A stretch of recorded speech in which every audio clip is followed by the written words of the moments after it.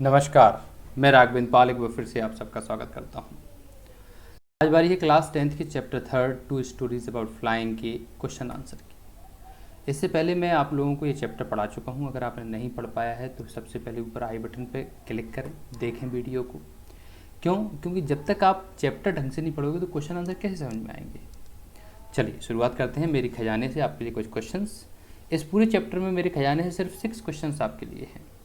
मेरे खजाने का मतलब मेरे नोट्स, जो आपको डिस्क्रिप्शन बॉक्स में मिल जाएंगे अगर आपको चाहिए तो। चलिए शुरुआत करते हैं। क्वेश्चन फर्स्ट हमारा, why was the young seagull afraid to fly. Young seagull डर क्यों रही थी, छोटी सी चिड़िया डर क्यों रही थी उड़ने में। तो the young seagull was afraid to fly, डर रही थी because it was his first flight, क्योंकि ये पहली उड़ान थी और पहली उड़ान में डर लगता ही है। He feared that he might fall hurt himself, उसे डर था कि मैं कहीं गिर ना पड़ूं और अपने आप को चोट ना पहुंचा दूं, इसलिए वो डर रही थी। क्वेश्चन सेकंड पूछा जा रहा है कि the site of the food मैडन्ड him, ये एक लाइन हमारी बुक में लिखी हुई है, इसका मतलब क्या है और ऐसा क्या हुआ, ऐसी क्या मजबूरी हुई कि यंग सीगल को उड़ना ही पड़ा। तो बेचारे को भूख लग रही थी, अब भूख लग रही थी तो उड़ना ही पड़ेगा। तो देखिए, the young seagull was very hungry, young seagull बहुत ही ज़्यादा भूखा था। इट वॉज हिज हंगर, ये उसका भूख थी। दैट कॉम्पेल्ड इट टू फ्लाई, जिससे उसको उड़ना ही पड़ा। क्यों? जब सीगल ने देखा कि उसकी मम्मी जो है वो फिश को, यानी मछली को, जो उनका खाना होता है, भोजन होता है, उसको फाड़ रही हैं, काट रही हैं, तो ही क्राइड, वो चिल्लाया, बोला mummy get some food as well, मुझे भी तो दे दो खाना। लेकिन उसकी मम्मी जब आगे की ओर आई, अपनी चोंच में खाना को दबाकर, तो वो चिल्लाया जोर से, मज़ा आ गया भैया, आनंद आ गया, मम्मी मेरे लिए खाना लेके आ रही हैं। लेकिन वो तो बीच में रुक गई, और जब उसको कंट्रोल नहीं हुआ, क्योंकि माँ बीच में रुक चुकी थी, खाना दे नहीं रही थी, तो उसने लगा दी यानी छलांग लगा दी। छलांग लगा दी क्यों? क्योंकि माँ की चोंच में भोजन था, उसको लेना था। तो उस समय his hunger over power the fear of flying, उसकी हंगर ने फियर ऑफ फ्लाइंग यानी जो डर था उड़ने का, उससे ज़्यादा ओवर पावर कर लिया, यानी कि वो ज़्यादा हावी हो गया।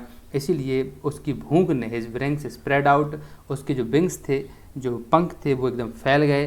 And he began to fly, और वो उड़ने लगा। समझ में आ चुका होगा। आगे बढ़ते हैं, क्वेश्चन नंबर 3 की बात करते हैं। Question number 3, they were beckoning to him calling श्रीली, वो सब लोग उसको बोल रहे थे तुम डरपोक हो, कायर हो, कुछ नहीं कर सकते हो, है ना, उस पर ताने कस रहे थे, तंज मार रहे थे। तो वाई डिड यंग जो सीगल था, उसके पिताजी, जो माता जी हैं, उसको ऐसा क्यों बोल रहे थे, धमकी क्यों दे रहे थे, बीच बीच में शाबाशी भी दे रहे थे, ऐसा क्यों कर रहे थे? क्योंकि वो उड़ नहीं पा रहा था, उसको हर हथकंडे अपनाए जा रहे थे। तो जैसा कि उसके यंगर सिबलिंग्स यानी छोटे भाई बहन थे, वो उड़ गए थे, लेकिन पुअर जो सीगल था वो इतनी स्ट्रेंथ अपने आप में नहीं ला सका था कि वो उड़ पाए, है ना। इसीलिए उसके जो पेरेंट्स थे उसको टॉन्ट कर रहे थे, बीइंग अ कॉवर्ड, कि तुम डरपोक हो, कायर हो, और वो धमकी भी दे रहे थे, उसको डरा भी रहे थे, लेकिन शाबाशी भी दे रहे थे, जिससे कि he might also take his first flight, वो पहली उड़ान भर सके। They thought that hunger would make him fly looking for his food, they did this to remove his fear of flight, और ये सब इसलिए किया जा रहा था जिससे कि उसकी फियर ऑफ फ्लाइट यानी कि जो डर है वो ख़त्म हो जाए। समझ में आ चुका होगा। क्वेश्चन 4 आपको खुद को करना है, क्योंकि ये क्या है, ये एक टॉपिक है।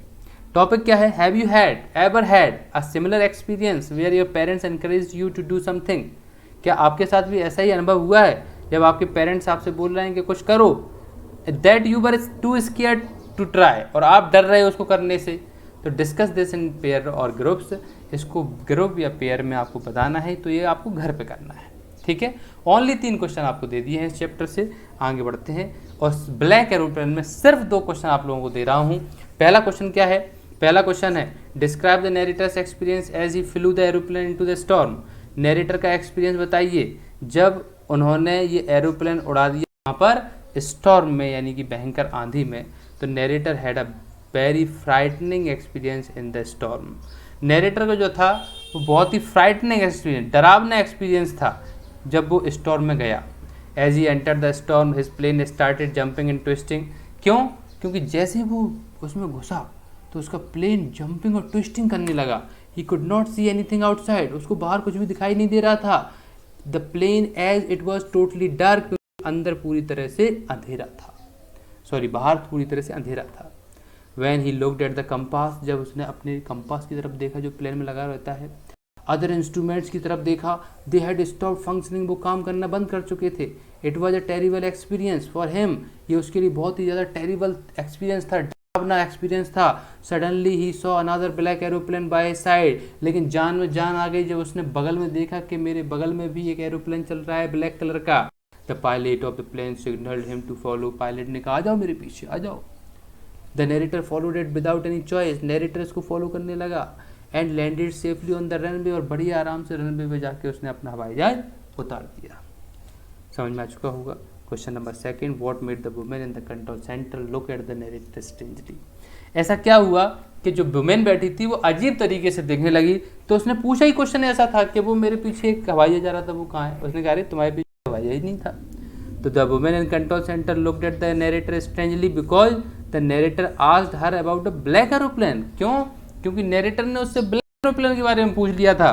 Where as the airport's radar screen showed no plane, जबकि एयरपोर्ट की रडार स्क्रीन पे कोई प्लेन नहीं था एक्सेप्ट द नरेटर्स प्लेन, सिर्फ और सिर्फ एक ही प्लेन था, वो था नरेटर का प्लेन।